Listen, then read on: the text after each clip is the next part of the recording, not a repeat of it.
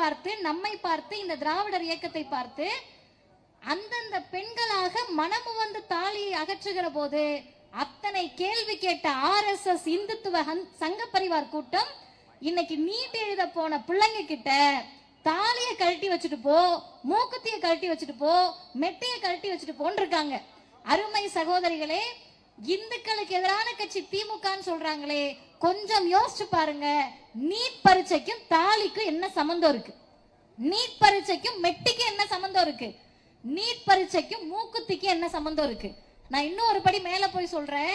இந்த பட்டன் போட்ட ஆடைகளை போட்டிருக்கோம்ல, கொஞ்சம் நல்லா கேட்டுக்கங்க. வேணும்னா டிவியில போய் திரும்ப யூடியூப்ல பாத்தீங்கன்னா வரும். பட்டன் எல்லாம் கழட்டிட்டு தான் பரீட்சைக்குள்ள வரணும்னு பொம்பளை பிள்ளைங்களை சொல்றாங்க. பொம்பளை பிள்ளைங்க பிளேட வச்சு என்னென்னமோ கையில கொடுக்கறாங்க, அதெல்லாம் வச்சு பட்டனை கழட்டிட்டு இருக்காங்க, அறுத்துட்டு இருக்காங்க. இன்றைக்கு பார்த்த செய்தி பார்க்கிற போது அவ்வளவு கொதிப்பா இருக்கு. உங்க பட்டனுக்கும் நீட் பரீட்சைக்கு என்ன சம்பந்தம்? பெண்களுடைய காவலர் மாதிரி ஒன்றிய அரசு பேசுதில்ல, பிஜேபி பேசுறீங்கல்ல. பெண்களுடைய ஆடைகள் இருக்கக்கூடிய பட்டனை கழட்டணும், அவங்களுடைய உள்ளாடைகள் எல்லாம் பார்க்கணும்னு சொன்னா நீங்கள் நடத்துவது தேர்வு கிடையாது, அப்பட்டமான அயோக்கியத்தனம், மோசடி.